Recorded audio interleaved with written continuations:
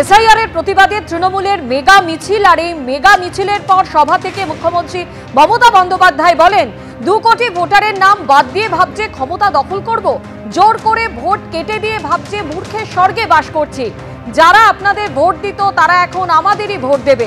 আর কি বললেন মুখ্যমন্ত্রী, আসুন শুনে নিন।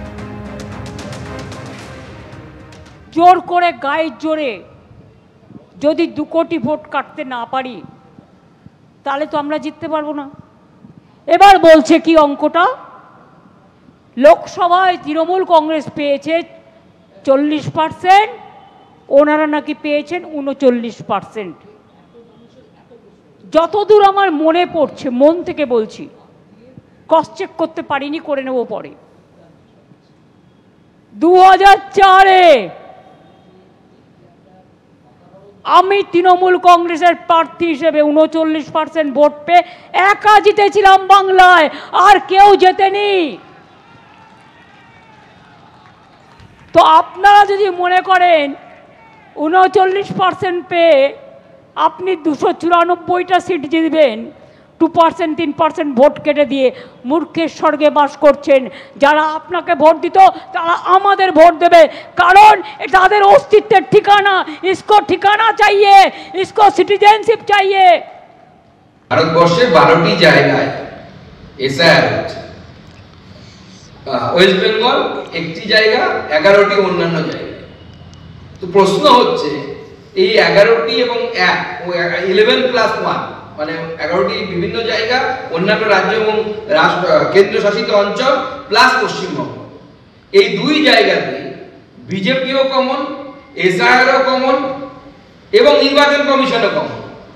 শুধু একটি জায়গায়, এই 11টি জায়গায় এমন একটি ফ্যাক্টর যেটা নেই, সেটা পশ্চিমবঙ্গে আছে, তার নাম হচ্ছে তৃণমূল কংগ্রেস।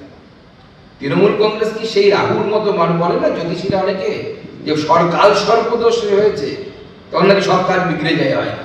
তো তৃণমূল কংগ্রেস নামক কাল সর্পদোষ থাকার জন্যই কি বাংলায় মানুষের মৃত্যু হচ্ছে?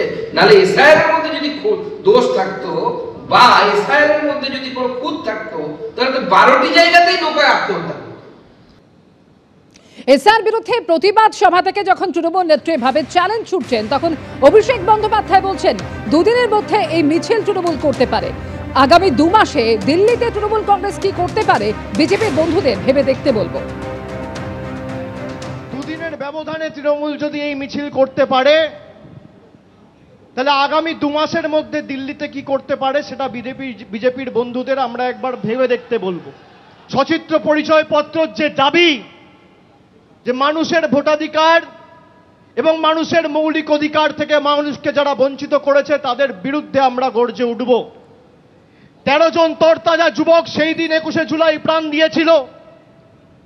তারপর থেকে যখনই ভারতবর্ষে ভোটাধিকার কেউ প্রয়োগ করেছে, তৎকালীন যুব কংগ্রেসের সভানেত্রী মমতা বন্দ্যোপাধ্যায়ের আন্দোলনের কথা তারা মনে করেছেন এবং সে আন্দোলন আজও স্বর্ণাক্ষরে লেখা রয়েছে। আগামী দিনে যদি মানুষের অধিকারে আমাদের প্রাণ দিতে রাস্তায় নামতে হয়, বিজেপির বিরুদ্ধে বঙ্গবাসী ইতস্তত বোধ করবে না। আমরা তৈরি আছি, আমাদের যদি মাথা নিচু করতে হয় আমরা 10 কোটি বঙ্গবাসীর কাছে করব, কিন্তু দিল্লির কাছে বশ্যতা স্বীকার করব না, আত্মসমর্পণ করব না, তাদের কাছে মেরুদণ্ড বিক্রি করব না।